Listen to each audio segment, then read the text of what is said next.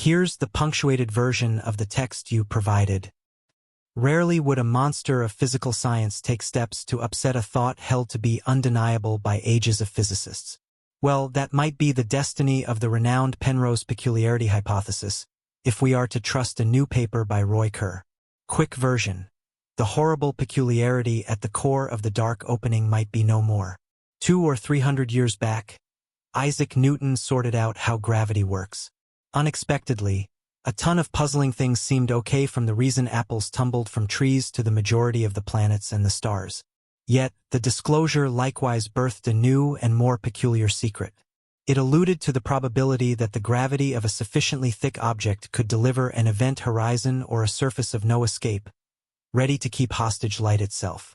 It raised the phantom of dark openings, whose confusing nature plagues physics right up to the present day. Einstein's update to Newtonian gravity appeared to affirm the hypothetical possibility of the dark opening.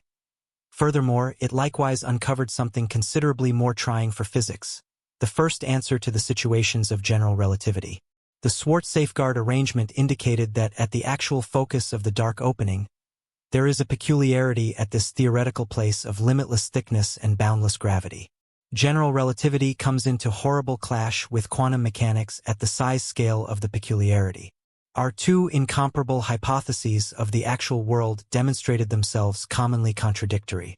Numerous, maybe most, physicists were truly awkward with the dark opening singularities, and they settled the score more awkward when, in 1965, English physicist Sir Roger Penrose showed that singularities truly are undeniable in general relativity. His Penrose peculiarity hypothesis, for which he won the 2020 Nobel Prize, claims that as long as an event horizon exists, so should a peculiarity.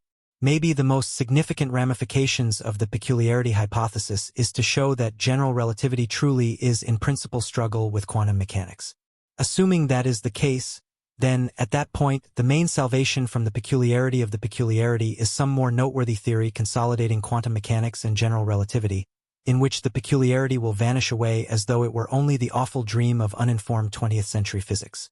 Yet recently, we've had a beam of hope from a totally startling course. In a paper delivered in December, Roy Kerr, quite possibly of the best dark opening scholar ever, may have demonstrated the way that we can keep away from the dark opening peculiarity without quantum mechanics after all. To get to this revolutionary new outcome, we want to assemble up some seeing, so we should revive our insight into dark openings and survey the Penrose peculiarity hypothesis. Then, at that point, perhaps we can decide if Roy Kerr, in fact, annihilated the peculiarity to begin with. Roger Penrose didn't precisely demonstrate the presence of singularities, not unequivocally, at any rate.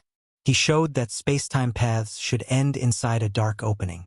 Anything moving in spacetime under just gravity follows something called a geodesic.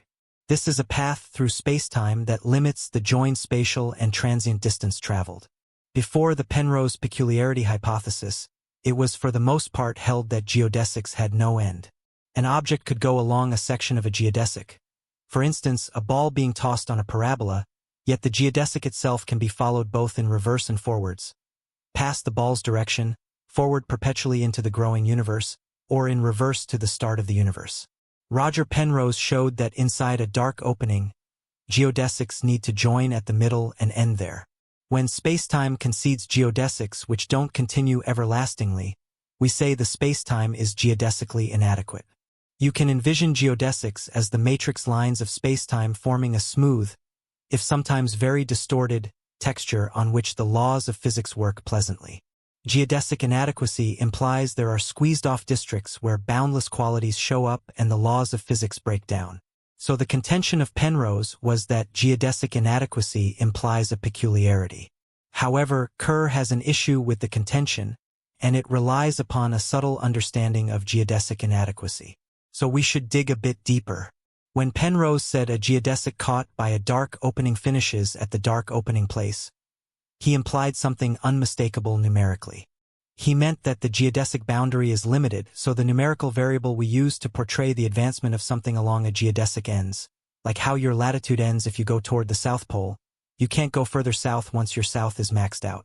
For the geodesics depicting the ways of matter, the geodesic boundary can be, and typically is, taken to be the proper time, that is, only the time measured by somebody moving along that direction.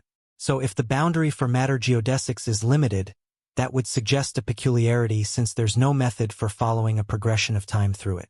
There's no significant method for characterizing after the peculiarity in either space or time. These are impasses in spacetime. Now, Penrose developed his contention utilizing the ways of light, and it turns out the thing that matters is vital, as we'll see. Anyway, the general contention that geodesic deficiency rises to a peculiarity was a convincing enough contention that for almost 60 years, practically we all concurred that unadulterated general relativity requests singularities. Stephen Hawking even utilized Penrose's contentions to show that in unadulterated general relativity, the Big Bang was likewise a peculiarity. All geodesics followed in reverse in time needed to combine and end at one point. However, Roy Kerr had his doubts. To understate the obvious, Kerr is a New Zealand physicist who, in 1963, came up with the Kerr metric, the numerical portrayal of a turning dark opening.